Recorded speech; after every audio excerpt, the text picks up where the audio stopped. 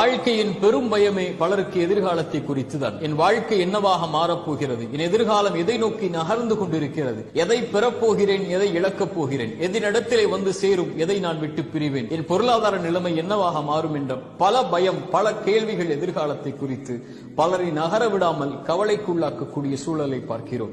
இறைத்தூதர் நம்முடைய மனதை ஆற்றக்கூடிய வார்த்தைகளை சொன்னார்கள்.